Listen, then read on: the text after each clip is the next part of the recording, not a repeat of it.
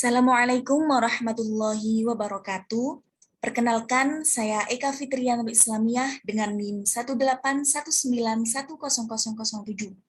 Di sini, saya akan menjelaskan materi tentang Project Based Learning yang dimana sebagai tugas akhir dari mata kuliah Pembelajaran Inovatif 3 yang diampu oleh Bapak Muhammad Habibullah MPD.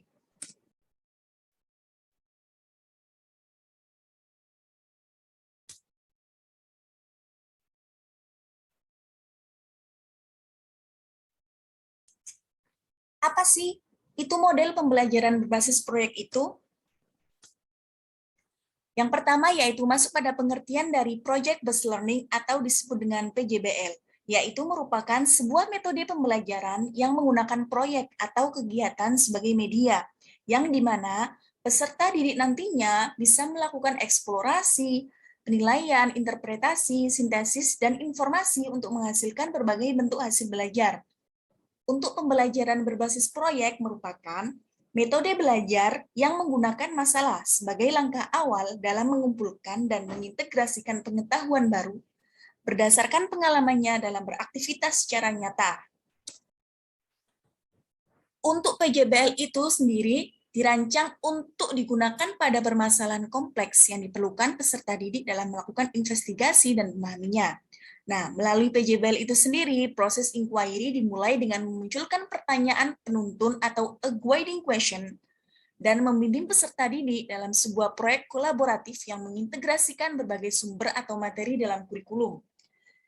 Pada saat menjawab pertanyaan terjawab secara langsung, peserta didik dapat melihat berbagai elemen utama sekaligus berbagai prinsip dalam sebuah disiplin yang sedang dikajinya. PJBL itu sendiri merupakan investigasi mendalam tentang sebuah topik dunia nyata, yang hal ini akan berharga bagi atensi dan juga usaha peserta didik itu sendiri. Selanjutnya yaitu masuk pada karakteristik Project Based Learning menurut Daryanto dan Raharjo. Yang pertama, peserta didik membuat keputusan tentang sebuah kerangka kerja. Yang kedua, adanya permasalahan atau tantangan yang diajukan kepada peserta didik. Peserta didik mendesain proses untuk menentukan solusi atas permasalahan atau tantangan yang diajukan. Selanjutnya yaitu peserta didik secara kolaboratif bertanggung jawab untuk mengakses dan mengelola informasi untuk memecahkan permasalahan. Proses evaluasi dijalankan secara kontinu, di mana di sini nanti untuk proses evaluasi dilakukan secara terus-menerus dan bertahap sesuai dengan urutan yang sudah ditentukan. Selanjutnya yaitu peserta didik secara berkala melakukan refleksi atau aktivitas yang sudah dijalankan. Produk akhir aktivitas belajar akan dievaluasi secara kualitatif dan situasi pembelajaran sangat toleran terhadap kesalahan dan juga perubahan. Selanjutnya yaitu tujuan dari Project Based Learning atau PJBL. Yang pertama yaitu meningkatkan kemampuan peserta didik dalam pemecahan masalah proyek. Yang kedua, memperoleh pengetahuan dan keterampilan baru dalam pembelajaran, membuat peserta didik lebih aktif dalam memecahkan masalah proyek yang kompleks dengan hasil produk nyata. Selanjutnya, mengembangkan dan meningkatkan keterampilan peserta didik dalam mengelola bahan atau alat untuk menyelesaikan tugas atau proyek. Meningkatkan kolaborasi peserta didik khususnya dalam PJBL yang bersifat kelompok. Selanjutnya yaitu kelebihan pembelajaran berbasis proyek. Yang pertama, meningkatkan motivasi belajar peserta didik untuk belajar, mendorong kemampuan mereka untuk melakukan pekerjaan yang penting, dan mereka perlu untuk dihargai. Yang kedua, meningkatkan kemampuan pemecahan masalah, membuat peserta didik menjadi lebih aktif dan berhasil memecahkan problem-problem yang kompleks.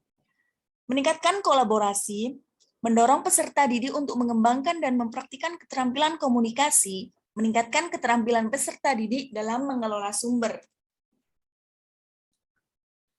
Selanjutnya yaitu memberikan pengalaman kepada peserta didik, pembelajaran dan praktik dalam mengorganisasikan proyek dan membuat alokasi waktu dan sumber-sumber lain seperti pelengkapan untuk menyelesaikan tugas. Menyediakan pengalaman belajar yang melibatkan peserta didik secara kompleks dan dirancang untuk berkembang sesuai dunia nyata.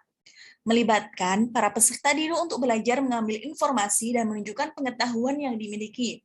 kemudian diimplementasikan dengan dunia nyata. Selanjutnya, membuat suasana belajar menjadi menyenangkan, sehingga peserta didik maupun pendidik bisa menikmati. Di sini perlu adanya kolaborasi antara si pendidik maupun bagi yang dididik. Jadi bisa menghasilkan suasana belajar yang menyenangkan. Selanjutnya yaitu kelemahan dari pembelajaran berbasis proyek. Yang pertama, memerlukan banyak waktu untuk menyelesaikan masalah, membutuhkan biaya yang cukup banyak instruktur yang merasa nyaman dengan kelas tradisional, di mana instruktur memegang peran utama di kelas. Banyaknya peralatan yang harus disediakan, dan peserta didik yang memiliki kelemahan dalam percobaan dan pengumpulan informasi akan mengalami kesulitan. Ada kemungkinan peserta didik yang kurang aktif dalam kerja kelompok. Dan ketika topik yang diberikan kepada masing-masing kelompok berbeda, dikhawatirkan peserta didik tidak bisa memahami topik secara keseluruhan. Selanjutnya yaitu cara mengatasi kelemahan pembelajaran berbasis proyek. Yang pertama, memfasilitasi peserta didik dalam menghadapi masalah, membatasi waktu peserta didik dalam penyelesaian proyek, meminimalisir biaya, menyediakan peralatan sederhana yang terdapat di lingkungan sekitar, memilih lokasi penelitian yang mudah dijangkau, dan menciptakan suasana belajar yang menyenangkan, sehingga guru dan peserta didik merasa nyaman dalam pembelajaran. Selanjutnya yaitu sintaks dari project-based learning. Yang pertama, yaitu menyiapkan pertanyaan atau penugasan proyek. Di tahap ini sebagai langkah awal agar peserta didik bisa mengamati lebih dalam terhadap pertanyaan yang muncul dari fenomena yang ada. Yang kedua, mendesain perencanaan proyek, yaitu sebagai langkah nyata menjawab pertanyaan yang ada, lalu disusunlah suatu perencanaan proyek bisa melalui dengan percobaan. Yang ketiga, menyusun jadwal sebagai langkah nyata dari sebuah proyek. Untuk penjadwalan sangat penting agar proyek yang dikerjakan sesuai dengan waktu yang tersedia dan sesuai dengan target.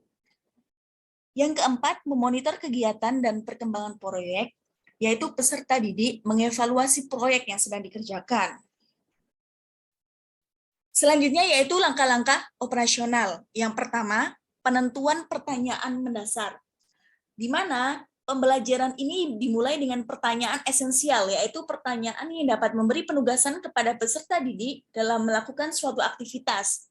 Topik penugasan sesuai dengan dunia nyata, yang relevan untuk peserta didik dan dimulai dengan sebuah investigasi mendalam. Yang kedua, menyusun perencanaan proyek. Di sini perencanaan dilakukan secara kolaboratif antara guru dan peserta didik. Nah, dengan demikian, peserta didik diharapkan akan merasa memiliki atas proyek tersebut. Perencanaan berisi tentang aturan main, pemilihan aktivitas yang dapat mendukung dalam menjawab pertanyaan esensial, dengan cara mengintegrasikan berbagai sumber yang mungkin, serta mengetahui alat dan bahan yang dapat diakses untuk membantu penyelesaian proyek. Yang ketiga yaitu menyusun jadwal. Untuk guru dan peserta didik secara kolaboratif menyusun jadwal aktivitas dalam menyelesaikan proyek. Yang aktivitas pada tahap ini antara lain yaitu yang pertama, membuat timeline atau alokasi waktu untuk menyelesaikan proyek, membuat deadline, batas waktu akhir atau penyelesaian proyek. Yang ketiga, membawa peserta didik akan merencanakan cara yang baru. Yang keempat, membimbing peserta didik ketika mereka membuat cara yang tidak berhubungan dengan proyek dan meminta peserta didik untuk membuat penjelasan atau alasan tentang pemilihan.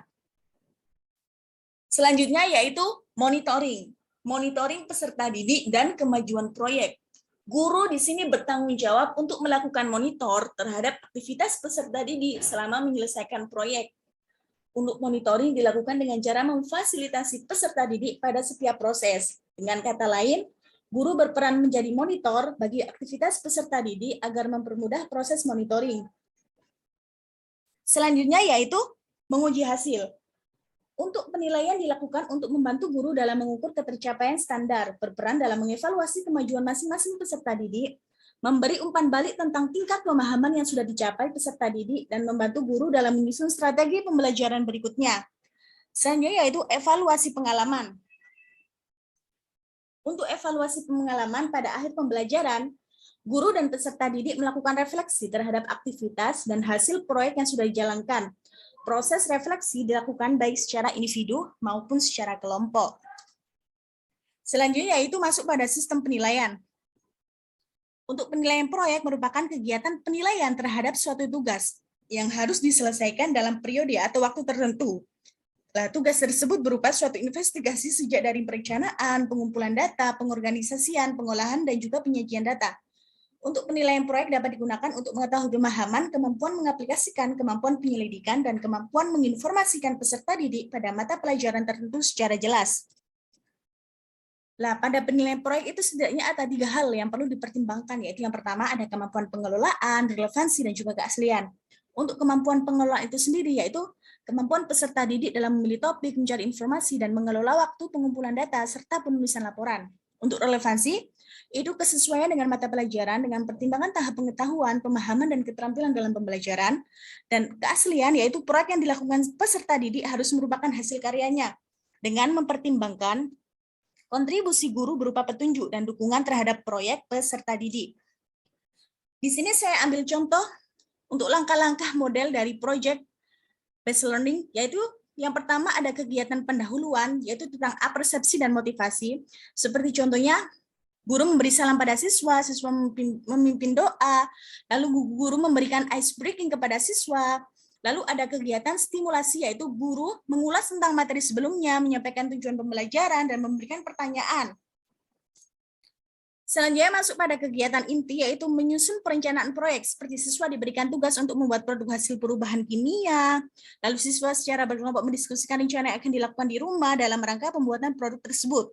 Lalu siswa mempresentasikan hasil rancangan yang telah dibuat. Selanjutnya yaitu menyusun jadwal. Siswa dibimbing oleh guru untuk menentukan waktu pembuatan dan pengamatan dalam proses pemeraman TAPES sekitar 3 hari ke depan. Nah, selanjutnya masuk pada kegiatan menyelesaikan proyek dan monitoring, yaitu siswa mengamati sifat bahan dasar pembuatan produk, siswa melakukan proses pemeraman dan melakukan pengamatan terhadap perubahan yang terjadi, dan siswa mengisi hasil pengamatan pada tabel pengamatan yang sudah disediakan. Selanjutnya masuk pada kegiatan penyusunan laporan dan presentasi, yaitu seperti siswa menyusun laporan hasil pembuatan produk dan siswa mempresentasikan laporan hasil pembuatan produk. Selanjutnya masuk pada kegiatan evaluasi pengalaman, yaitu siswa mengerjakan soal evaluasi. Untuk kegiatan penuntunya itu sendiri, siswa dan guru merefleksi hasil kegiatan pembelajaran dan siswa mengucapkan salam untuk mengakhiri proses pembelajaran. Nah, untuk kegiatan penilaiannya yaitu dalam beberapa aspek pengetahuan dan juga keterampilan. Untuk bentuk instrumennya yaitu lembar soal dan lembar penilaian proses dan produk, lembar penilaian laporan kerja. Mungkin itu saja yang bisa saya sampaikan. Kurang lebihnya saya mohon maaf. Saya akhiri. Wassalamualaikum warahmatullahi wabarakatuh.